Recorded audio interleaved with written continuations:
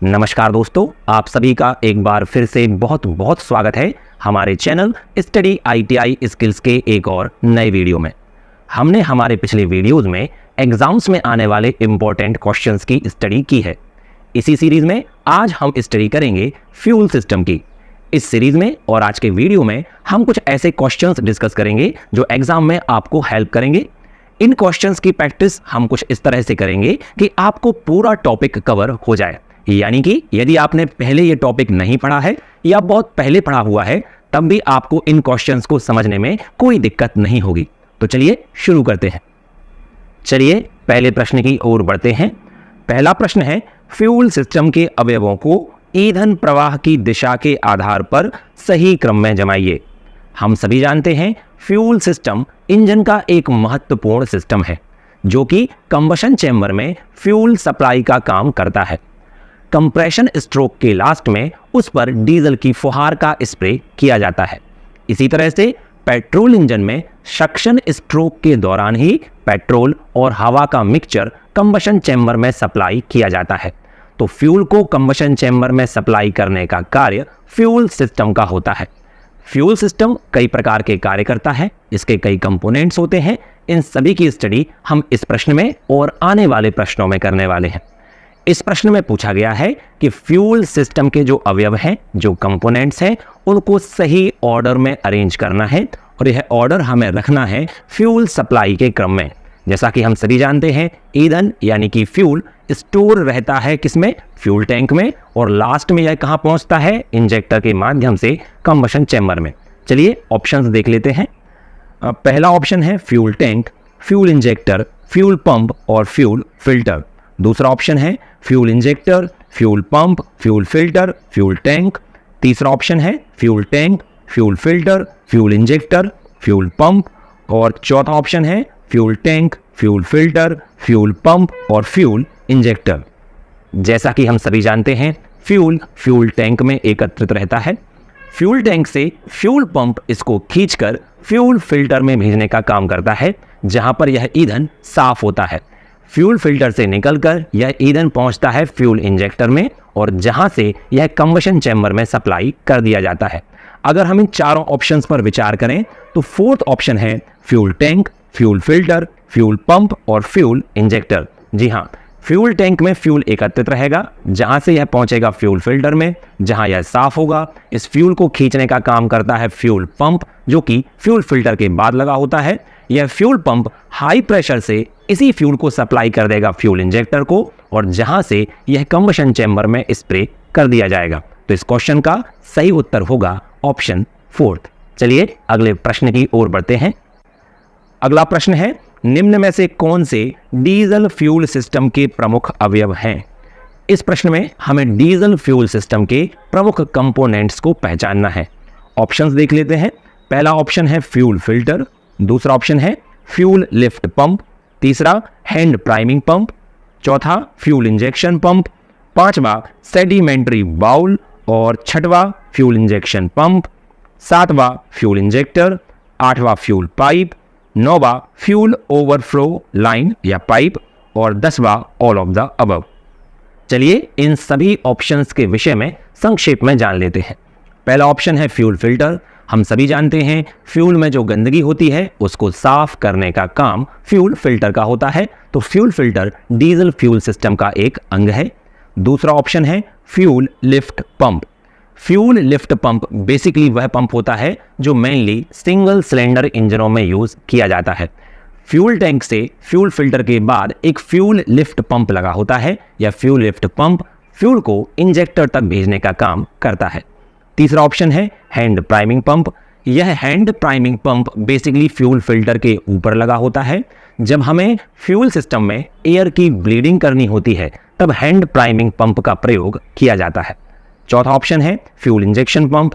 Multi cylinder इंजनों में जहां पर एक से अधिक सिलेंडर होते हैं, उन सभी सिलेंडरों में सही क्रम में और सही मात्रा में सही समय पर फ्यूल की सप्लाई करने के लिए फ्यूल इंजेक्शन पंप का प्रयोग किया जाता है। अगला ऑप्शन है सेडिमेंट्री बाउल। सेडिमेंट्री बाउल एक ऐसा बाउल होता है जहां पर फ्यूल की गंदगी को एकत्रित किया जाता है। अगला ऑप्शन है फ्यूल इंजेक्शन पंप। यह ऑप्शन डबल हो गया है। फ्यूल इंजेक्शन पंप के विषय में हम पहले ही चर्चा कर चुके हैं। अगला है fuel injector. Fuel injector fuel को महीन फुहार में बदल के यानी स्प्रे में बदलकर फ्यूल कंबशन चैम्बर में भेजने का कार्य करता है। अगला ऑप्शन है फ्यूल पाइप। फ्यूल पाइप के अंदर फ्यूल फ्लो होता है। फ्यूल ओवरफ्लो लाइन या पाइप, इंजेक्टर के अंदर जो अतिरिक्त फ्यूल पहुंच जाता है वह फ्यूल ओवरफ्लो पाइप के द्वारा वापस फ्यूल फिल्टर या फ्यूल टैंक में पहुंच जाता है। यहां पर जितने भी ऑप्शंस दिए गए हैं वो सभी फ्यूल सिस्टम के अंग हैं, यानी डीजल फ्यूल सिस्टम के अंग हैं। तो इस प्रश्न का सही उत्तर होगा ऑल ऑफ द अबव। चलिए अगले प्रश्न की ओर बढ़ते हैं। अगला प्रश्न है, निम्न में से कौन से पेट्रोल फ्यूल सिस्टम के प्रमुख अवयव हैं? पिछले प्रश्न में हमने डीजल फ्यूल सिस्टम के कंपोनेंट्स के विषय में जाना और इस प्रश्न में पेट्रोल इंजन के फ्यूल सिस्टम के कंपोनेंट्स के विषय में पूछा गया है। ऑप्शन देख लेते हैं। पहला ऑप्शन है फ्यूल फिल्टर और फ्यूल लिफ्ट पंप।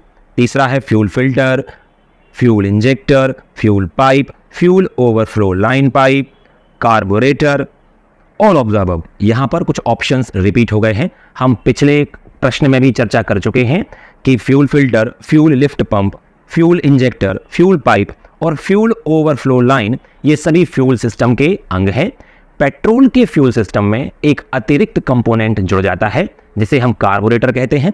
कार्बोरेटर की जगह आधुनिक वाहनों में MPFI सिस्टम यानी multi point fuel injection system का प्रयोग किया जाता है, जो कि एयर के साथ पेट्रोल की मिक्सिंग करता है।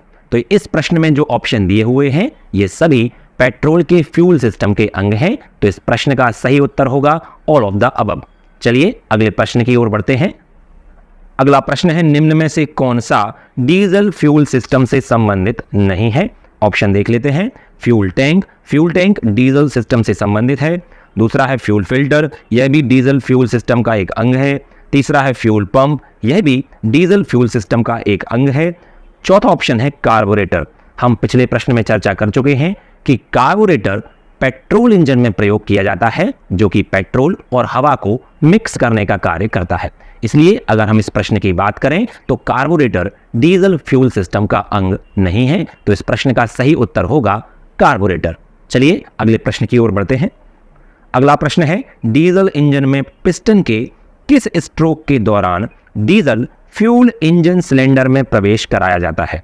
यानी कि हमसे पूछा गया है कि डीजल इंजन में किस स्ट्रोक के दौरान डीजल को इंजेक्ट कराया जाता है कंबशन चैम्बर में। हम पहले ही चर्चा कर चुके हैं कि डीजल इंजन में सक्शन स्ट्रोक के दौरान हवा का सक्शन होता है। कंप्रेशन स्ट्रोक में इस हवा को कंप्रेस किया जाता है जिससे उसका ताप और दाब अत्यधिक बढ़ जाता है। और कंप्रेशन स्ट्रोक के लास्ट में ही फ्यूल को इंजेक्ट किया जाता है महीन फुहार के रूप में। ऑप्शंस देख लेते हैं। पहला ऑप्शन है सक्शन स्ट्रोक, दूसरा कंप्रेशन स्ट्रोक, तीसरा पावर स्ट्रोक और चौथा एग्जॉस्ट स्ट्रोक। तो हम चर्चा कर चुके हैं कि कंप्रेशन स्ट्रोक के लास्ट में डीजल इंजन में फ्यूल को इंजेक्ट कराया जाता है। तो इस प्रश्न का सही उत्तर होगा कंप्रेशन स्ट्रोक। चलिए अगले प्रश्न की ओर बढ़ते हैं।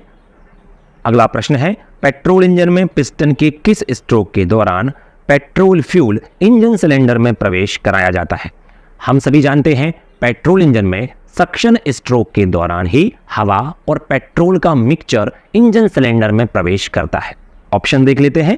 ऑप्शन हैं suction stroke, compression stroke, power stroke और एग्जॉस्ट स्ट्रोक। तो हम सभी जानते हैं पेट्रोल इंजन में सक्शन स्ट्रोक के दौरान ही पेट्रोल फ्यूल इंजन सिलेंडर में आ जाता है। तो इस प्रश्न का सही उत्तर होगा ऑप्शन 1 सक्शन स्ट्रोक। अगले प्रश्न की ओर चलते हैं। अगला प्रश्न है, कार्बोरेटर का क्या कार्य है? हम पहले भी चर्चा कर चुके हैं। कार्बोरेटर पेट्रोल इंजन में प्रयोग किया जाता है और कार्बोरेटर का कार्य होता है हवा और पेट्रोल का सही मिश्रण तैयार करना। ऑप्शंस देख लेते हैं। पहला ऑप्शन है इंजन में कार्बन जमने से रोकना, हवा को साफ करना, हवा और पेट्रोल का मिश्रण तैयार करना, उचित अनुपात में हवा एवं पेट्रोल का मिश्रण तैयार करना। तो अगर इन चार ऑप्शंस को देखें तो निश्चित ही कार्बोरेटर का काम है हवा और पेट्रोल का मिश्रण तैयार करना, लेकिन इस मिश्रण को सही अनुपात में तैयार करना कार्बोरेटर का कार्य है। तो इस प्रश्न का सही उत्तर होगा ऑप्शन 4 यानी उचित अनुपात में हवा एवं पेट्रोल का मिश्रण तैयार करना। चलिए अगले प्रश्न की ओर चलते हैं। अगला प्रश्न है, फ्यूल लिफ्ट पंप का क्या कार्य है? हम सभी जानते हैं फ्यूल लिफ्ट पंप एक ऐसा पंप है जो फ्यूल को लिफ्ट करने का कार्य करता है, यानी फ्यूल को फ्यूल फिल्टर से खींचकर फ्यूल इंजेक्टर तक पहुंचाने का कार्य करता है। यह पंप मुख्य रूप से सिंगल सिलेंडर इंजनों में प्रयोग किया जाता है। कभी कभी फ्यूल लिफ्ट पंप शब्द का प्रयोग ऐसे पंप के लिए भी किया जाता है जो कि फ्यूल टैंक से फ्यूल को खींचकर फ्यूल फिल्टर तक पहुंचाते हैं। चलिए ऑप्शंस देख लेते हैं। पहला ऑप्शन है फ्यूल को फ्यूल इंजेक्टर तक पहुंचाना, दूसरा है फ्यूल को सही समय एवं सही मात्रा में फ्यूल इंजेक्टर तक पहुंचाना, तीसरा है फ्यूल टैंक से फ्यूल को उठाकर फ्यूल सिस्टम में आगे बढ़ाना, चौथा ऑप्शन है उपरोक्त सभी।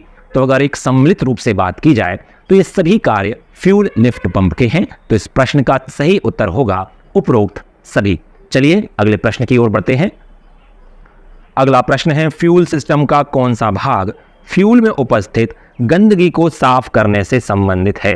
हम सभी जानते हैं फ्यूल में जो गंदगी होती है उसको साफ करने का काम फ्यूल फिल्टर का होता है। ऑप्शंस देख लेते हैं। ऑप्शंस हैं fuel pump, fuel injection pump, fuel filter और नन ऑफ दीज। हम सभी जानते हैं फ्यूल पंप या फ्यूल इंजेक्शन पंप का कार्य होता है फ्यूल को पंप करना और गंदगी साफ करने का काम है फ्यूल फिल्टर का, तो इस प्रश्न का सही उत्तर होगा फ्यूल फिल्टर। चलिए अगले प्रश्न की ओर बढ़ते हैं। अगला प्रश्न है इंजन के फायरिंग ऑर्डर के अनुसार फ्यूल को सही मात्रा में एवं सही समय पर इंजेक्टर में भेजना किसका कार्य है? इस प्रश्न में पूछा गया है कि इंजन सिलेंडर में या इंजेक्टर को फायरिंग ऑर्डर के अनुसार फ्यूल सप्लाई कौन करता है? हम सभी जानते हैं मल्टी सिलेंडर इंजनों में जहां पर एक से अधिक सिलेंडर होते हैं उनमें अलग अलग समय पर फ्यूल इंजेक्शन की आवश्यकता होती है और यह कार्य करता है फ्यूल इंजेक्शन पंप, जो कि इंजन को यानी कंबशन चेंबर को सही समय पर सही मात्रा में फ्यूल सप्लाई करने का काम करता है। तो इस प्रश्न का सही उत्तर होगा फ्यूल इंजेक्शन पंप। चलिए अगले प्रश्न की ओर बढ़ते हैं। अगला प्रश्न है फ्यूल को ऑटोमाइज करने का कार्य किसके द्वारा किया जाता है? हम सभी जानते हैं फ्यूल सिस्टम में एक फ्यूल इंजेक्टर होता है। यह फ्यूल इंजेक्टर फ्यूल को महीन फुहार में यानी स्प्रे में बदल देता है, एटोमाइज कर देता है और उसके बाद ही यह इंजन सिलेंडर में पहुंचता है। ऑप्शंस देख लेते हैं। पहला ऑप्शन है fuel pump, fuel injector, fuel injection pump और फ्यूल फिल्टर। तो इस प्रश्न का सही उत्तर होगा फ्यूल इंजेक्टर। अगले प्रश्न की ओर चलते हैं। अगला प्रश्न है फ्यूल लाइन में एयर ब्लीडिंग करते समय फ्यूल को पंप करने का कार्य किसके द्वारा किया जाता है? जब कभी फ्यूल लाइन में एयर आ जाती है तो फ्यूल सप्लाई बाधित हो जाती है, यानी कंबशन चेंबर तक इंजेक्टर तक फ्यूल नहीं पहुंच पाता। उस समय फ्यूल लाइन से उस एयर को बाहर निकालना होता है, जिसे हम एयर ब्लीडिंग कहते हैं। एयर ब्लीडिंग करते समय हमें हैंड प्राइमिंग पंप को चलाना होता है जो कि फ्यूल को पंप करने का कार्य करता है। इसलिए एयर ब्लीडिंग करते समय हैंड प्राइमिंग पंप का कार्य होता है। ऑप्शन देख लेते हैं। पहला ऑप्शन है फ्यूल पंप, दूसरा है फ्यूल इंजेक्शन पंप, तीसरा ब्लोअर पंप और चौथा हैंड प्राइमिंग पंप। तो हम चर्चा कर चुके हैं, इस प्रश्न का सही उत्तर होगा हैंड प्राइमिंग पंप। चलिए अगले प्रश्न की ओर बढ़ते हैं। अगला प्रश्न है ओवरफ्लो लाइन का क्या कार्य होता है? आप स्वयं जानते हैं ओवरफ्लो लाइन एक ऐसी लाइन है जो कि फ्यूल इंजेक्टर से एक्स्ट्रा फ्यूल को फ्यूल टैंक या फ्यूल फिल्टर में भेज देती है। ऑप्शंस देख लेते हैं। पहला ऑप्शन है फ्यूल टैंक से ओवरफ्लो होने वाले फ्यूल को बाहर निकालना, फ्यूल फिल्टर में पहुंचने वाले एक्स्ट्रा फ्यूल को वापस फ्यूल टैंक में पहुंचाना, फ्यूल इंजेक्टर में पहुंचने वाले अतिरिक्त फ्यूल को वापस फ्यूल टैंक में पहुंचाना और इनमें से कोई नहीं। तो हम पहले ही चर्चा कर चुके हैं, इस प्रश्न का सही उत्तर होगा ऑप्शन 3, यानी कि फ्यूल इंजेक्टर में पहुंचने वाले अतिरिक्त फ्यूल को वापस फ्यूल टैंक में पहुंचाना। चलिए अगले प्रश्न की ओर बढ़ते हैं। अगला प्रश्न है निम्न में से कौन सा फ्यूल सिस्टम के कार्यों से संबंधित है? ऑप्शन देख लेते हैं। पहला ऑप्शन है फ्यूल की सही मात्रा कंबशन चेंबर में इंजेक्ट करना। जी हाँ, यह फ्यूल सिस्टम का ही कार्य है कि सही मात्रा में फ्यूल को कंबशन चेंबर में भेजा जाए। दूसरा ऑप्शन है फ्यूल इंजेक्टर की दर यानी फ्यूल इंजेक्शन रेट को नियंत्रित करना। फ्यूल इंजेक्शन रेट का मतलब है सही समय पर फ्यूल को कंबशन चेंबर में भेजना, यह भी फ्यूल सिस्टम का ही कार्य है। अगला ऑप्शन है फ्यूल को ऑटोमाइज करके महीन फुहार के रूप में बदलना, यह भी फ्यूल सिस्टम का कार्य है। इंजेक्टर के द्वारा फ्यूल को महीन फुहार के रूप में बदला जाता है। अगला ऑप्शन है फ्यूल इंजेक्शन टाइमिंग को नियंत्रित करना। फ्यूल इंजेक्शन टाइमिंग यानी फ्यूल को सही समय पर फ्यूल इंजेक्शन के द्वारा कंबशन चैम्बर में भेजना। और अगला ऑप्शन है उपरोक्त सभी। तो यहाँ पर जितने भी ऑप्शन बताए गए हैं वो सभी फ्यूल सिस्टम के काम हैं, तो इस प्रश्न का सही उत्तर होगा उपरोक्त सभी। चलिए अगले प्रश्न की ओर बढ़ते हैं। निम्न में से कौन सा फ्यूल सिस्टम के कार्यों से संबंधित है? ऑप्शन देख लेते हैं। इंजन की फायरिंग ऑर्डर के अनुसार फ्यूल को प्रत्येक सिलेंडर में भेजना, हम पहले चर्चा कर चुके हैं। फ्यूल सिस्टम का फ्यूल इंजेक्शन पंप एक ऐसा कंपोनेंट है जो कि फायरिंग ऑर्डर के अनुसार फ्यूल को कंबशन चैम्बर में भेजने का कार्य करता है। दूसरा ऑप्शन है एयर फ्यूल रेशो को नियंत्रित करना, यानी हवा और फ्यूल को सही मात्रा में मिक्स करने का काम भी फ्यूल सिस्टम का ही है। इसके लिए पेट्रोल इंजन में कार्बोरेटर या MPFI सिस्टम का प्रयोग किया जाता है। तीसरा है फ्यूल इंजेक्शन प्रेशर को मेंटेन करना। फ्यूल सिस्टम के अंदर फ्यूल को एक निश्चित प्रेशर, एक सही प्रेशर पर सप्लाई करने की आवश्यकता होती है। इस प्रेशर को मेंटेन करने का कार्य फ्यूल सिस्टम के द्वारा किया जाता है। अगला ऑप्शन है कंबशन चैम्बर के अंदर फ्यूल को सही तरीके से डिस्ट्रीब्यूट करना। जी हाँ, इंजेक्टर्स को कुछ ऐसी तरह से डिजाइन या प्लेस्ड किया जाता है कि फ्यूल कंबशन चैम्बर के अंदर अच्छी तरह से फैल जाए, तो यह भी फ्यूल सिस्टम का ही कार्य है। अगला ऑप्शन है उपरोक्त सभी। तो ये चारों ही ऑप्शन फ्यूल सिस्टम के कार्य हैं, तो इस प्रश्न का सही उत्तर होगा उपरोक्त सभी। चलिए अगले प्रश्न की ओर बढ़ते हैं। अगला प्रश्न है ऑक्टेन नंबर और सीटेन नंबर क्रमशः किस फ्यूल से संबंधित है? हम सभी जानते हैं ऑक्टेन नंबर और सीटेन नंबर फ्यूल की क्वालिटी को दर्शाते हैं। ऑक्टेन नंबर संबंधित होता है पेट्रोल फ्यूल से और सीटेन नंबर संबंधित होता है डीजल फ्यूल से। ऑप्शन देख लेते हैं। Petrol and CNG, diesel and petrol, diesel and CNG, petrol and diesel. प्रश्न में पहले ऑक्टेन नंबर दिया गया है, फिर cetane number. Octane number petrol से संबंधित है और सीटेन नंबर डीजल से। तो अगर हम चार ऑप्शंस को देखें तो ऑप्शन 4 यानी पेट्रोल और डीजल इस प्रश्न का सही उत्तर है। चलिए अगले प्रश्न की ओर बढ़ते हैं। अगला प्रश्न है किसी निश्चित दाब पर वह तापमान जिस पर फ्यूल अपने आप जलने लगता है क्या कहलाता है? कोई भी फ्यूल हो वह जब स्वयं जलने लगे, यानी एक निश्चित ताप और एक निश्चित दाब पर फ्यूल स्वयं जलने लगता है, उस तापमान को, उस टेम्परेचर को हम कहते हैं सेल्फ इग्निशन टेम्परेचर या ऑटो इग्निशन टेम्परेचर। चलिए ऑप्शन देखते हैं। पहला ऑप्शन है ignition temperature, critical temperature, self ignition temperature या नन ऑफ दीज। तो हम सभी जानते हैं जिस तापमान पर फ्यूल खुद ब खुद जलने लगे उसे हम बोलते हैं सेल्फ इग्निशन टेम्परेचर। तो इस प्रश्न का सही उत्तर होगा ऑप्शन 3। चलिए अगले प्रश्न की ओर बढ़ते हैं। अगला प्रश्न है कंबशन चैम्बर में फ्यूल का समय से पहले ही जलने लगना क्या कहलाता है? जब कभी कंबशन चैम्बर के अंदर किसी कारण से हॉट स्पॉट बन जाते हैं, यानी गर्म स्पॉट बन जाते हैं जिनका तापमान बहुत अधिक होता है, जैसे कि जमा हुआ कार्बन या फिर एग्जॉस्ट वाल्व, ये जब एक निश्चित तापमान से अधिक गर्म हो जाते हैं तो ये हॉट स्पॉट का कार्य करते हैं। जब फ्यूल इन हॉट स्पॉट के संपर्क में आता है तो समय से पहले ही जलने लगता है। प्रश्न में पूछा गया है कंबशन चैम्बर में फ्यूल का समय से पहले जलना क्या कहलाता है? तो जब कंबशन चैम्बर में फ्यूल अपने समय से पहले जलने लगे तो उसे हम बोलते हैं प्री इग्निशन। चलिए ऑप्शन देख लेते हैं। पहला ऑप्शन है self ignition, mature ignition, pre mature ignition और प्री इग्निशन। तो इस प्रश्न का सही उत्तर होगा प्री इग्निशन। चलिए अगले प्रश्न की ओर चलते हैं। अगला प्रश्न है इंजन में नॉकिंग का मुख्य कारण क्या है? नॉकिंग यानी अनइवन साउंड। नॉकिंग के कई कारण हो सकते हैं। पहले ऑप्शंस देख लेते हैं। पहला ऑप्शन है self ignition of petrol, pre ignition, uncontrolled combustion और all of the above. Knocking का अर्थ है अनइवन साउंड। यह अनइवन साउंड इंजन में तब उत्पन्न होता है जब फ्यूल का अनकंट्रोल्ड कंबशन होने लगता है।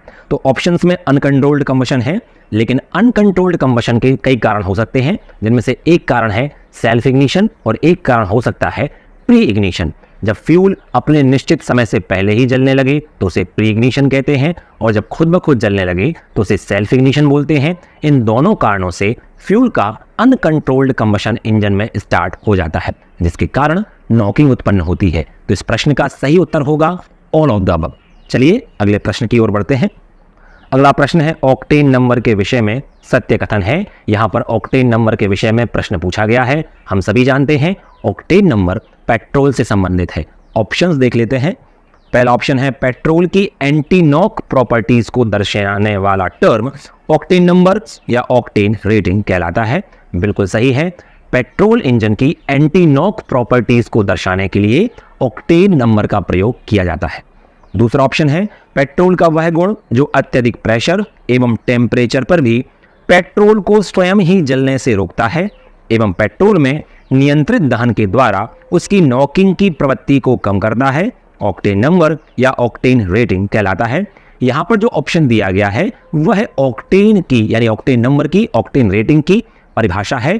ऑक्टेन नंबर या ऑक्टेन रेटिंग यह सुनिश्चित करता है कि पेट्रोल के अंदर नॉकिंग को कम किया जा सके। अगला ऑप्शन है पेट्रोल का ऑक्टेन नंबर जितना अधिक होगा वह उतना ही अच्छा नॉक अवरोधक होगा। जी हाँ, पेट्रोल की ऑक्टेन रेटिंग जितनी ज़्यादा होती है पेट्रोल उतना ही अच्छा एंटी नॉक प्रॉपर्टीज रखता है। अगला ऑप्शन है उपरोक्त सभी। तो इस प्रश्न के तीनों ही ऑप्शन सही हैं। तो इस प्रश्न का सही उत्तर होगा उपरोक्त सभी।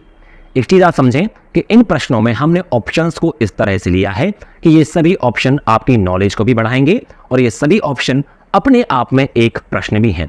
यानी एग्जाम में इनमें से किसी भी ऑप्शंस के ऊपर प्रश्न पूछा जा सकता है। तो आपको इन सभी ऑप्शंस को याद रखना है और उन्हें समझना है। चलिए अगले प्रश्न की ओर बढ़ते हैं। अगला प्रश्न है ऑक्टेन नंबर को कैसे परिभाषित किया जाता है। हम पिछले प्रश्न में भी चर्चा कर चुके हैं कि ऑक्टेन नंबर को हम कैसे परिभाषित करते हैं। इस प्रश्न में कुछ नए तरीके से ऑक्टेन नंबर को परिभाषित करने का प्रयास किया गया होगा। हम उसको देख लेते हैं। ऑप्शंस हैं आइसो ऑक्टेन एवं नॉर्मल हेप्टेन के मिश्रण में आइसो ऑक्टेन के अणुओं की संख्या उसका ऑक्टेन नंबर कहलाती है। दूसरा है आइसो ऑक्टेन एवं नॉर्मल हेप्टेन के मिश्रण में आइसो ऑक्टेन का प्रतिशत उसका ऑक्टेन नंबर कहलाती है। तीसरा ऑप्शन है आइसो ऑक्टेन एवं नॉर्मल हेप्टेन के मिश्रण में नॉर्मल हेप्टेन के अणुओं की संख्या उसका ऑक्टेन नंबर कहलाती है। और चौथा ऑप्शन है आइसो ऑक्टेन एवं नॉर्मल हेप्टेन के मिश्रण में नॉर्मल हेप्टेन का प्रतिशत उसका ऑक्टेन नंबर होता है। पेट्रोल में मुख्यतः दो अवयव होते हैं, एक तो आइसो ऑक्टेन और दूसरा नॉर्मल हेप्टेन। पेट्रोल में जितना अधिक आइसो ऑक्टेन होगा वह उतना ही अच्छा एंटी नॉक होगा। इसलिए पेट्रोल के अंदर आइसो ऑक्टेन का प्रतिशत ही उसका ऑक्टेन नंबर होता है। तो इस प्रश्न का सही उत्तर होगा ऑप्शन 2। चलिए अगले प्रश्न की ओर बढ़ते हैं। अगला प्रश्न है पेट्रोल को अच्छा नॉक अवरोधक होने के लिए उसमें यानी इस प्रश्न में यह जानने की कोशिश की गई है कि यदि पेट्रोल को अच्छा एंटी नॉक होना है, अच्छा नॉक अवरोधक होना है तो उसमें क्या क्वालिटीज होनी चाहिए।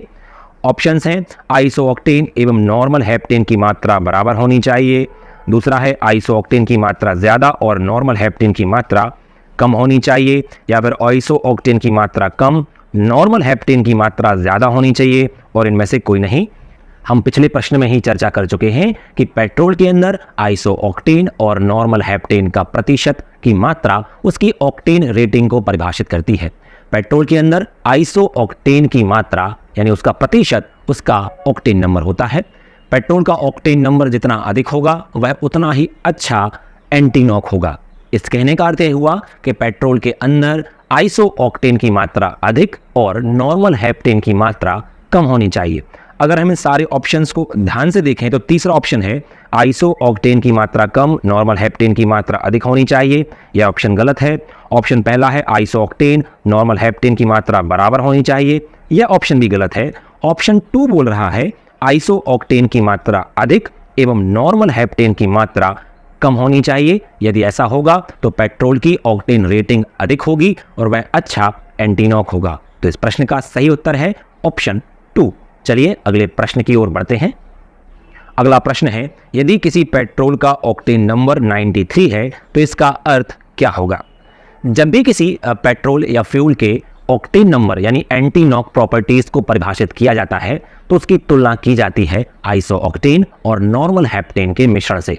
यदि हम आइसो ऑक्टेन और नॉर्मल हेप्टेन का एक ऐसा मिश्रण लें जिसमें 93% आइसो ऑक्टेन हो और 7% नॉर्मल हेप्टेन हो तो ऐसे मिश्रण का ऑक्टेन नंबर होगा 93। इसका अर्थ यह हुआ अगर हम इसकी तुलना एक पेट्रोल से करें और अगर इस पेट्रोल में भी उतने ही एंटी नॉक गुण हैं, यानी एंटी नॉक प्रॉपर्टीज हैं, जो कि एक ऐसे मिश्रण में है जिसमें 93% आइसोऑक्टेन है और 7% नॉर्मल हेप्टेन है, तो ऐसे पेट्रोल की ऑक्टेन रेटिंग यानी ऑक्टेन नंबर होगा 93। ऑप्शंस देख लेते हैं। ऑप्शन है पेट्रोल में उतने ही एंटी नॉक गुण हैं जितने 9% आइसोऑक्टेन एवं 3% नॉर्मल हेप्टेन के मिश्रण में होंगे। गलत है। पेट्रोल में उतने ही एंटी नॉक गुण हैं जितने 90% आइसोऑक्टेन एवं 3% नॉर्मल हेप्टेन के में हैं। गलत है। तीसरा ऑप्शन है पेट्रोल में उतने ही एंटी नॉक गुण हैं जितने 7% आइसोऑक्टेन एवं 93% नॉर्मल हेप्टेन के मिश्रण में हैं। यह भी गलत है। चौथा ऑप्शन है पेट्रोल में उतने ही एंटी नॉक गुण हैं जितने 93% आइसोऑक्टेन एवं 7% नॉर्मल हेप्टेन के मिश्रण में होंगे। यह ऑप्शन बिल्कुल सही है, तो इस प्रश्न का सही उत्तर होगा ऑप्शन 4। चलिए अगले प्रश्न की ओर बढ़ते हैं। अगला प्रश्न है, क्या ऑक्टेन नंबर का मान 100 से अधिक हो सकता है? ऑक्टेन नंबर मुख्य रूप से आइसोऑक्टेन और नॉर्मल हेप्टेन के मिश्रण में आइसोऑक्टेन का प्रतिशत को प्रदर्शित करता है। लेकिन जैसा कि हमने पिछले प्रश्न में चर्चा की कि जब हमें किसी पेट्रोल फ्यूल का ऑक्टेन नंबर निकालना होता है तो उसकी तुलना हम एक ऐसे मिश्रण की एंटी नॉक प्रॉपर्टीज से करते हैं जो मिश्रण तैयार होता है आइसोऑक्टेन और नॉर्मल हेप्टेन से। अगर किसी मिश्रण में हम 100% आइसोऑक्टेन ले लें और 0% नॉर्मल हेप्टेन लें तो ऐसे मिश्रण या फ्यूल की ऑक्टेन रेटिंग होगी 100। यदि इस 100 ऑक्टेन रेटिंग वाले मिश्रण की तुलना हम पेट्रोल से करें और अगर पेट्रोल में इस मिश्रण से अधिक एंटी नॉक प्रॉपर्टीज हैं और जितने प्रतिशत अधिक एंटी नॉक प्रॉपर्टीज हैं तो इस पेट्रोल का ऑक्टेन नंबर उस मिश्रण से अधिक हो जाएगा, यानी 100 से भी अधिक हो जाएगा। इसलिए हम कह सकते हैं कि पेट्रोल की ऑक्टेन रेटिंग 100 से अधिक हो सकती है, यानी किसी फ्यूल की ऑक्टेन रेटिंग 100 से भी ज़्यादा हो सकती है। ऑप्शन देख लेते हैं। पहला ऑप्शन है यस, दूसरा ऑप्शन है नो। तो डेफिनेटली इस प्रश्न का सही उत्तर होगा यस। जैसे यहाँ पे दिखाया गया है, किसी फ्यूल की ऑक्टेन रेटिंग 105 होने का मतलब है इसमें शुद्ध आइसोऑक्टेन से 5% अधिक एंटी नॉक गुण हैं, जो हम चर्चा पहले भी कर चुके हैं। एग्जाम्पल दिए गए हैं कि सीएनजी की ऑक्टेन रेटिंग 125 होती है। इसका मतलब यह हुआ कि यह 100% आइसोऑक्टेन से भी 25% अधिक एंटी नॉक प्रॉपर्टीज रखता है। चलिए अगले प्रश्न की ओर चलते हैं। अगला प्रश्न है सीटेन क्या होता है? हम सभी जानते हैं सीटेन प्रदर्शित किया जाता है डीजल फ्यूल की प्रॉपर्टीज को दर्शाने के लिए। ऑप्शंस देख लेते हैं। पहला ऑप्शन है नॉर्मल हेक्साडीकेन, दूसरा है नॉर्मल डीकेन, अगला है नॉर्मल ट्राइडेकेन और नन ऑफ दीज। जैसा कि हमने चर्चा की अभी, ऑक्टेन नंबर होता है मिश्रण आइसोऑक्टेन और नॉर्मल हेप्टेन का। इसी तरह से सीटेन जो होता है वह होता है नॉर्मल हेक्साडीकेन। तो इस प्रश्न का सही उत्तर होगा ऑप्शन 1। चलिए अगले प्रश्न की ओर चलते हैं। अगला प्रश्न है सीटेन नंबर के विषय में सत्य कथन है। ऑप्शंस देख लेते हैं। पहला ऑप्शन है डीजल फ्यूल की गुणवत्ता को सीटेन नंबर से दर्शाया जाता है। बिल्कुल सही है। डीजल फ्यूल की गुणवत्ता को सीटेन नंबर या सीटेन रेटिंग से दर्शाया जाता है। अगला ऑप्शन है एन हेक्साडेकेन यानी नॉर्मल हेक्साडीकेन को सीटेन कहा जाता है। यह हम पिछले प्रश्न में चर्चा कर चुके हैं, तो यह ऑप्शन भी सही है। तीसरा ऑप्शन है सीटेन नंबर का अर्थ है डीजल में सीटेन का प्रतिशत। डीजल फ्यूल में सीटेन का जितना प्रतिशत होगा यानी एन हेक्साडेकेन का जितना प्रतिशत होगा वही उसका सीटेन नंबर या सीटेन रेटिंग कहलाएगा।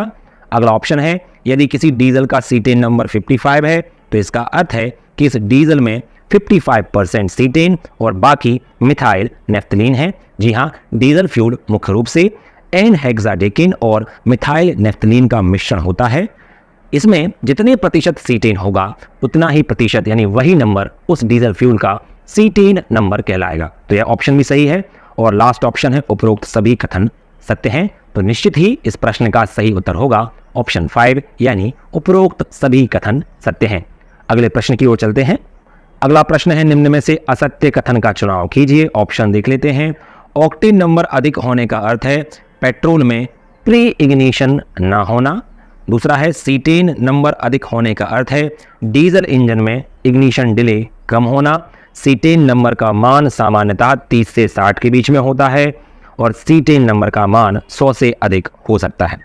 हम इन 4 ऑप्शंस को संक्षेप में डिस्कस कर लेते हैं। पहला ऑप्शन है ऑक्टेन नंबर अधिक होने का अर्थ है पेट्रोल में प्री इग्निशन ना होना। हम सभी चर्चा कर चुके हैं, प्री इग्निशन के कारण पेट्रोल इंजन में नॉकिंग उत्पन्न होती है और ऑक्टेन नंबर का काम है एंटी नॉक प्रॉपर्टीज को बढ़ाना, यानी नॉकिंग को कम करना। नॉकिंग को कम करने का अर्थ है प्री इग्निशन ना होने देना। इसलिए पेट्रोल की ऑक्टेन नंबर ज्यादा होने का अर्थ हुआ उसमें प्री इग्निशन ना होना। ऑप्शन 1 सही है। दूसरा है सीटेन नंबर अधिक होने का अर्थ है डीजल इंजन में इग्निशन डिले कम होना। डीजल इंजन और पेट्रोल इंजन में कंबशन में एक बेसिक अंतर होता है। पेट्रोल इंजन में सक्शन स्ट्रोक के दौरान ही फ्यूल और हवा का मिश्रण इंजन सिलेंडर के अंदर पहुंच जाता है, जिस कारण से उस फ्यूल का प्री इग्निशन होने की संभावना होती है। लेकिन डीजल इंजन में सक्शन स्ट्रोक के दौरान केवल और केवल हवा का सक्शन होता है, उसके अंदर डीजल नहीं होता, इसलिए डीजल इंजन के अंदर प्री इग्निशन की संभावना नहीं होती। लेकिन जब डीजल का स्प्रे कंप्रेशन स्ट्रोक के लास्ट में किया जाता है तो उस समय यह आवश्यक होता है कि फ्यूल एक निश्चित समय के दौरान जलने लगे। यदि फ्यूल जलने में लेट हो जाएगा, देर से जलेगा, तो उसे हम बोलते हैं इग्निशन डिले का बढ़ जाना। तो अगर सीटेन नंबर ज्यादा होगा तो यह इग्निशन डिले को कम करेगा। तो दूसरा ऑप्शन यानी सीटेन नंबर अधिक होने का अर्थ है डीजल में इग्निशन डिले कम होना, बिल्कुल सही है। डीजल इंजन में, डीजल फ्यूल में सीटेन नंबर का प्रयोग किया जाता है ताकि डीजल का इग्निशन डिले कम रखा जाए। अगला ऑप्शन है सीटेन नंबर का मान सामान्यतः 30 से 60 के बीच में होता है। जी हाँ, सीटेन नंबर का मान 30 से 60 के बीच में रखा जाता है। जहां पर हमने देखा पेट्रोल इंजन के अंदर ऑक्टेन नंबर का मान 100 से ज्यादा हो सकता है, वहां पर सीटेन नंबर का मान 60 से ऊपर नहीं रखा जाता, क्योंकि सीटेन नंबर ज्यादा होने का अर्थ है इग्निशन डिले कम हो जाना। अगर इग्निशन डिले बिल्कुल कम हो जाएगा तो डीजल फ्यूल को जलने का समय नहीं मिलेगा, यानी कंबशन चेंबर के अंदर उसे फैलने का, पूरे कंबशन चेंबर में इक्वली डिस्ट्रीब्यूट होने का समय नहीं मिलेगा। इसलिए सीटेन नंबर को एक लिमिट से अधिक हम नहीं रख सकते। तो तीसरा ऑप्शन भी सही है और इसी आधार पर चौथा ऑप्शन गलत हो जाएगा, जो कि बोल रहा है कि सीटेन नंबर का मान 100 से अधिक हो सकता है। सीटेन नंबर का मान 100 से अधिक नहीं होता, ऑक्टेन नंबर का मान 100 से अधिक हो सकता है। तो इस प्रश्न का सही उत्तर यानी गलत ऑप्शन है ऑप्शन 4। चलिए अगले प्रश्न की ओर बढ़ते हैं। अगला प्रश्न है यदि सीटेन नंबर का मान सीमा से अधिक हो जाए तो क्या होगा। ऑप्शंस देख लेते हैं। डीजल हवा में पूरी तरह से मिक्स होने के पहले ही जलने लगेगा, डीजल की एक मात्रा बिना जले रह जाएगी, इंजन से अत्यधिक धुआं निकलेगा। उपरोक्त सभी हम पहले भी चर्चा कर चुके हैं। यदि सीटेन नंबर का मान लिमिट से ज्यादा होगा तो वह इग्निशन डिले को कम कर देगा। इग्निशन डिले यानी फ्यूल के स्प्रे करने के बाद और फ्यूल की जलना स्टार्ट करने के बीच का समय, यह इग्निशन डिले कम हो जाएगा तो फ्यूल जल्दी ही जलना स्टार्ट हो जाएगा, यानी फ्यूल पूरी तरह से कंबशन चेंबर में फैल नहीं पाएगा, मिक्स नहीं हो पाएगा। यह पहला ऑप्शन बता रहा है कि डीजल हवा में पूरी तरह से मिक्स होने के पहले ही जलने लगेगा। यह समस्या उत्पन्न हो जाएगी। जब मिक्स नहीं हो पाएगा, पहले ही जलने लगेगा, तो कुछ फ्यूल बिना जले ही कंबशन चेंबर से बाहर निकल जाएगा, जिससे डीजल इंजन के अंदर अत्यधिक धुआं उत्पन्न होगा। तो इस प्रश्न का सही उत्तर है उपरोक्त सभी। चलिए अगले प्रश्न की ओर बढ़ते हैं। अगला प्रश्न है फ्यूल सिस्टम में AFR का क्या अर्थ है।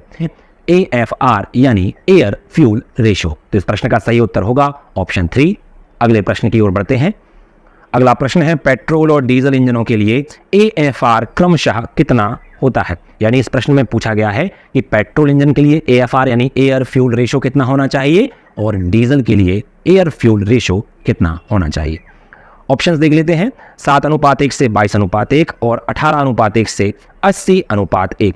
पहला ऑप्शन का अर्थ हुआ है कि पेट्रोल इंजन में 7 भाग हवा और 1 भाग पेट्रोल से लेकर 22 भाग हवा और 1 भाग पेट्रोल तक हो सकते हैं, और डीजल इंजन में 18 भाग हवा और 1 भाग यानी 1 पार्ट डीजल से लेकर 80 पार्ट्स हवा यानी एयर और 1 पार्ट डीजल तक हो सकते हैं। इसी प्रकार से दूसरा ऑप्शन है, तीसरा ऑप्शन है, चौथा ऑप्शन है। तो हम जान लें कि पेट्रोल इंजन के अंदर एयर फ्यूल रेशो का मान 7:1 से लेके 22:1 तक होता है, और डीजल इंजन में एयर फ्यूल रेशो का मान 18:1 से लेके 80:1 तक होता है। तो इस प्रश्न का सही उत्तर होगा ऑप्शन 1। अगले प्रश्न की ओर चलते हैं। निम्न में से कौन सा AFR का प्रकार नहीं है, यानी एयर फ्यूल रेशो का प्रकार नहीं है। Rich mixture, poor mixture, stoichiometric mixture और लीन मिक्सचर। जब फ्यूल की मात्रा अधिक और हवा की मात्रा कम की जाती है तो उसे हम बोलते हैं रिच मिक्सचर। जब फ्यूल की मात्रा कम और हवा की मात्रा अधिक रखी जाती है तो हम बोलते हैं उसे लीन मिक्सचर। और जब एक संतुलित अनुपात तैयार किया जाता है जिस पर हमें मैक्सिमम फ्यूल एफिशिएंसी मिलती है तो उसे बोलते हैं हम स्टोइकियोमेट्रिक रेशो। यहाँ पर poor mixture air fuel ratio का कोई प्रकार नहीं है, तो इस प्रश्न का सही उत्तर होगा ऑप्शन 2। इसके अलावा बाकी सभी ऑप्शंस एयर फ्यूल रेशो के प्रकार हैं। चलिए अगले प्रश्न की ओर बढ़ते हैं। Which of the following statement is incorrect? हमें असत्य कथन की पहचान करनी है। The air petrol mixture from 7:1 to 12:1 is called rich mixture. 14.7:1 is the stoichiometric ratio for the petrol engine. The ratio of air and petrol from 16:1 to 20:1 is a lean mixture, and diesel engine does not have any stoichiometric ratio. अगर हम इन चार options की बात करें तो पहला option बता रहा है कि 7:1 से 12:1 तक का मिक्सचर जो है वो रिच मिक्सचर है। बिल्कुल सही है। यहाँ पर फ्यूल की मात्रा अधिक रखी गई है, एयर की मात्रा कम है।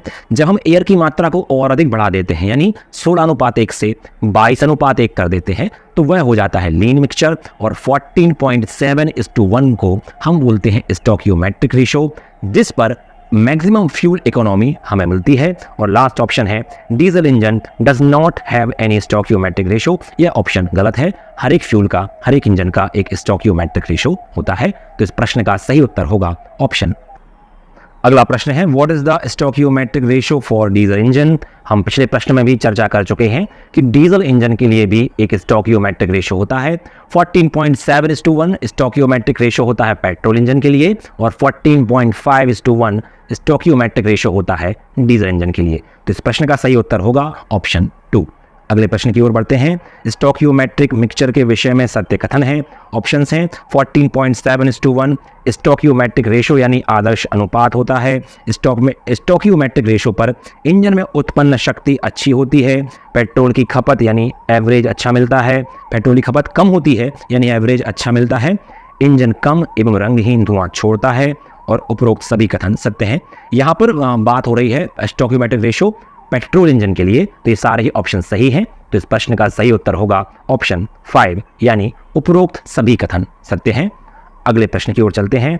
अगला प्रश्न है पेट्रोल की खपत अधिक होना, इंजन में अधिक एवं काला धुआं निकलना तथा अधिक कार्बन जमा होना, ये सब किस प्रकार के एयर फ्यूल मिक्सचर के उदाहरण हैं?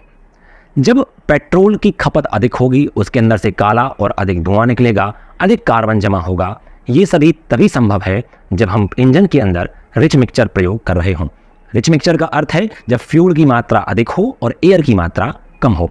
तो ये उदाहरण होगा रिच मिक्सचर का। ऑप्शंस देख लेते हैं। Rich mixture, stoichiometric mixture, lean mixture और नन ऑफ दीज। तो इस प्रश्न का सही उत्तर होगा रिच मिक्सचर। अगला प्रश्न देखते हैं। निम्नलिखित में से कौन सी क्रिया कार्बोरेटर से संबंधित नहीं है? ऑप्शन है मिक्सिंग, वेपोराइजेशन, ऑटोमाइजेशन, कंबशन। हम सभी जानते हैं कार्बोरेटर फ्यूल यानी पेट्रोल और हवा को मिक्स करने का कार्य करता है। मिक्स करने के साथ साथ यह फ्यूल को वेपोराइज भी करता है और उसको ऑटोमाइज भी करता है। तो यहाँ पर ये तीनों ऑप्शन जो हैं मिक्सिंग यानी वेपोराइजेशन और ऑटोमाइजेशन, ये सभी क्रियाएं कार्बोरेटर से संबंधित हैं, लेकिन कंबशन कार्बोरेटर से संबंधित नहीं है। तो इस प्रश्न का सही उत्तर होगा ऑप्शन 4। अगला प्रश्न देखते हैं। अगला प्रश्न है निम्न में से कौन सा कार्बोरेटर का प्रकार नहीं है? कार्बोरेटर के अंदर हवा यानी एयर के फ्लो की दिशा के आधार पर कार्बोरेटर के प्रकार निर्धारित होते हैं। यदि हवा नीचे से ऊपर की ओर फ्लो होती है तो उसे हम बोलते हैं अप ड्राफ्ट कार्बोरेटर। यदि हवा का फ्लो ऊपर से नीचे की ओर हो तो वह कहलाता है डाउन ड्राफ्ट कार्बोरेटर। और यदि हवा का फ्लो हॉरिजॉन्टली हो तो इसे हम बोलते हैं साइड ड्राफ्ट कार्बोरेटर या हॉरिजॉन्टल ड्राफ्ट कार्बोरेटर।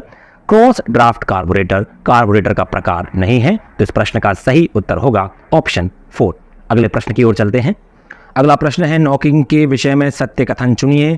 पहला ऑप्शन है इंजन से आने वाली असामान्य ध्वनि को नॉकिंग कहते हैं। इंजन में नॉकिंग ईंधन के असामान्य दहन से उत्पन्न होती है। नॉकिंग को पिंकिंग या पिंगिंग भी कहते हैं और उपरोक्त सभी कथन सत्य हैं। हम सभी पहले ही चर्चा कर चुके हैं। इंजन के अंदर से जो अनइवन साउंड आता है, अनियंत्रित आवाज आती है, खटखट की आवाज आती है, उसे नॉकिंग कहते हैं। नॉकिंग का मुख्य कारण है अनकंट्रोल्ड कंबशन और नॉकिंग को हम पिंकिंग या पिंगिंग भी कहते हैं। तो इस प्रश्न का सही उत्तर होगा ऑप्शन 4 यानी उपरोक्त सभी कथन सत्य हैं। अगले प्रश्न की ओर चलते हैं। इंजन में नॉकिंग होने के मुख्य कारण कौन से हैं? ऑप्शन देख लेते हैं। प्री इग्निशन, हम सभी जानते हैं पेट्रोल इंजनों में प्री इग्निशन होता है।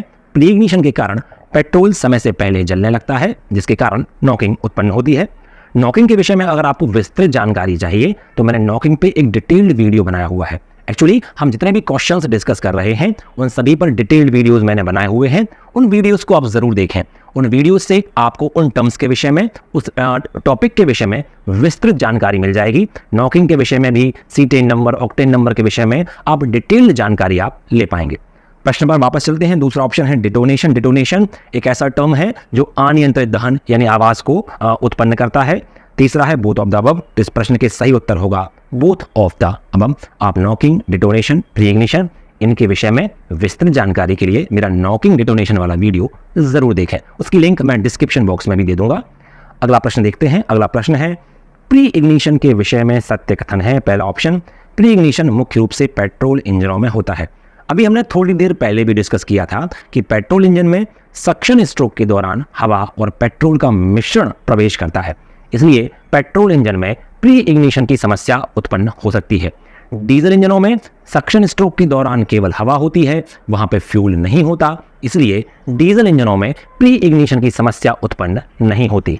अगला ऑप्शन है पेट्रोल इंजन में स्पार्क प्लग के द्वारा स्पार्क देने से पहले ही फ्यूल का जलना प्री इग्निशन कहलाता है। बिल्कुल सही है। मुख्य दहन से पहले ही फ्यूल का जलने लगना प्री इग्निशन कहलाता है। अगला ऑप्शन है प्री इग्निशन मुख्य रूप से इंजन के अंदर हॉट स्पॉट निर्मित होने से होता है। हमने ये पहले भी चर्चा की हुई है कि इंजन के अंदर, सिलेंडर के अंदर कई बार हॉट स्पॉट बन जाते हैं। ये हॉट स्पॉट कार्बन के जमा होने से या एग्जॉस्ट वाल्व के अत्यधिक गर्म होने से बन जाते हैं। इन्हीं हॉट स्पॉट के कारण प्री इग्निशन की समस्या उत्पन्न होती है। अगला ऑप्शन है इंजन के अंदर जमा हुआ कार्बन, गर्म स्पार्क प्लग, अत्यधिक गर्म सिलेंडर की दीवारें, गर्म वाल्व इत्यादि हॉट स्पॉट का कार्य करते हैं, निर्माण करते हैं। बिल्कुल सही है। और अगला ऑप्शन है उपरोक्त सभी कथन सत्य हैं। तो इस प्रश्न का सही उत्तर होगा ऑप्शन उपरोक्त सभी कथन सत्य हैं। अगले प्रश्न की ओर बढ़ते हैं। अगला प्रश्न है डिटोनेशन के विषय में सत्य कथन है। डिटोनेशन पेट्रोल इंजनों एवं डीजल इंजनों दोनों में हो सकता है। मुख्य दहन के बाद भी फ्यूल का जलते रहना या मुख्य दहन प्रारंभ होने के बाद हॉट स्पॉट के कारण फ्यूल का जलना डिटोनेशन कहलाता है। डिटोनेशन के कारण इंजन में जो हीट वेव उत्पन्न होती है वह नॉकिंग का कारण बनती है। उपरोक्त सभी कथन सत्य हैं। मुख्य दहन के पहले ही फ्यूल जलने लगता है, उसे प्री इग्निशन कहते हैं। लेकिन जब मुख्य दहन के बाद भी फ्यूल जलता रहे उसे डिटोनेशन कहते हैं। डिटोनेशन डीजल इंजनों और पेट्रोल इंजनों दोनों में उत्पन्न हो सकती है, जिसके कारण नॉकिंग उत्पन्न होती है। तो इस प्रश्न का सही उत्तर है उपरोक्त सभी कथन सत्य हैं। अगले प्रश्न की ओर चलते हैं। अगला प्रश्न है इंजन में अनियंत्रित दहन यानी अनकंट्रोल्ड कंबशन के क्या संभावित कारण हो सकते हैं? ऑप्शंस देख लेते हैं। अनुचित हवा ईंधन अनुपात यानी हवा ईंधन अनुपात का अत्यधिक रिच या लीन होना। जब इंजन के अंदर फ्यूल एयर रेशो यानी एयर फ्यूल रेशो रिच या लीन हो जाता है तो वहां पर अनकंट्रोल्ड कंबशन की स्थिति बन जाती है। दूसरा ऑप्शन है फ्यूल की क्वालिटी अच्छी ना होना। यदि फ्यूल सही क्वालिटी का नहीं होगा तब भी उसका कंबशन सही तरीके से नहीं होगा, यानी अनकंट्रोल्ड कंबशन होगा। तीसरा है इग्निशन टाइमिंग या फ्यूल इंजेक्शन टाइमिंग का सही सेट नहीं होना। यदि इंजन की इग्निशन टाइमिंग या फ्यूल इंजेक्शन टाइमिंग सही ना हो, यानी सही समय पर वॉल्व ना खुलें या सही समय पर फ्यूल का इंजेक्शन ना हो, तब भी अनकंट्रोल्ड कंबशन की समस्या उत्पन्न हो सकती है। और वॉल्व टाइमिंग का सही ना होना हम चर्चा कर चुके हैं। कंप्रेशन रेशो ठीक ना होना, यानी यदि इंजन का कंप्रेशन रेशो ठीक नहीं है तो इंजन के अंदर डीजल इंजन के अंदर हवा और पेट्रोल इंजन के अंदर हवा और फ्यूल का मिश्रण सही दाब तक नहीं पहुंचेगा और फ्यूल का अनकंट्रोल्ड कंबशन होगा। अगला ऑप्शन है डीजल का सीटेन नंबर कम या अधिक होना। यदि डीजल इंजन का सीटेन नंबर सीमा से कम या सीमा से अधिक हो जाएगा तब भी अनकंट्रोल्ड कंबशन की स्थिति बनेगी। और पेट्रोल का ऑक्टेन नंबर कम होना, हम सभी जानते हैं पेट्रोल का ऑक्टेन नंबर जितना अधिक होता है वह उतना अच्छा एंटी नॉक होता है। यदि पेट्रोल का ऑक्टेन नंबर कम होगा तो अनकंट्रोल्ड कंबशन होगा। और लास्ट ऑप्शन है उपरोक्त सभी। निश्चित ही इस प्रश्न का सही उत्तर है उपरोक्त सभी। अगले प्रश्न की ओर बढ़ते हैं। अगला प्रश्न है आइडेंटिफाई द फिगर शोन। यहाँ पर डायग्राम में एक पार्ट दिखाया गया है, इंजन का एक पार्ट दिखाया गया है, हमें इस पार्ट को पहचानना है। ऑप्शंस देख लेते हैं। Spark plug, sensor, fuel injector और नन ऑफ दीज। यहाँ पर चित्र में जो पार्ट दिखाया गया है वह है फ्यूल इंजेक्टर, तो इस प्रश्न का सही उत्तर होगा ऑप्शन 3 फ्यूल इंजेक्टर। अगला प्रश्न है आइडेंटिफाई द फिगर शोन। आपको इस चित्र में जो फिगर में जो पार्ट दिखाया गया है उसे पहचानना है। आप इसे पहचाने गए होंगे। यहाँ पर दिखाया गया है फ्यूल फिल्टर। ऑप्शन देख लेते हैं। Fuel tank, oil filter, fuel filter और नन ऑफ दीज। तो इस प्रश्न का सही उत्तर होगा फ्यूल फिल्टर। अगले प्रश्न की ओर चलते हैं। Identify the figure shown. यहाँ पर फ्यूल फिल्टर के ऊपर जो एक पार्ट लगा हुआ है उसको मैं पहचानना है। ऑप्शंस देख लेते हैं। Overhead valve, hand priming pump, fuel filter और नन ऑफ दीज। यहाँ पर जो पार्ट दिखाया गया है वह है हैंड प्राइमिंग पंप, जिसका प्रयोग फ्यूल को पंप करने के लिए तब किया जाता है जब हमें फ्यूल लाइन से एयर ब्लीडिंग करनी होती है। अगला प्रश्न देखते हैं। Identify the figure shown.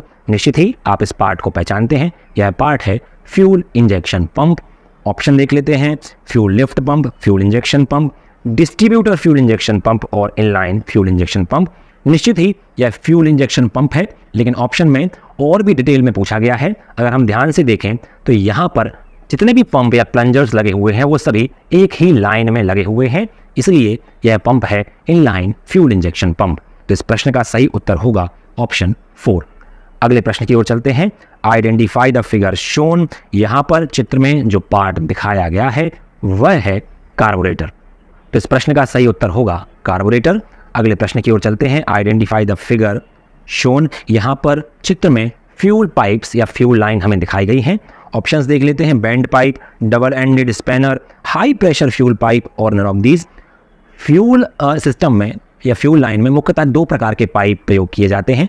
Low pressure pipe या फ्लेक्सिबल पाइप भी जिन्हें हम बोल देते हैं, और एक high pressure pipe. High pressure pipe मुख्यतः स्टील के बने होते हैं। इस चित्र में जो पार्ट दिखाया गया है वह है हाई प्रेशर पाइप।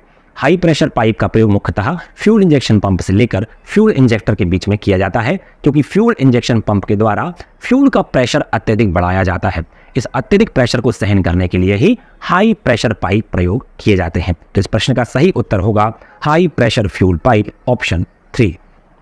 अगला प्रश्न देख लेते हैं। Match the following. यहाँ पर टेबल में जो 2 पार्ट्स हैं उनमें हमें मैच करना है।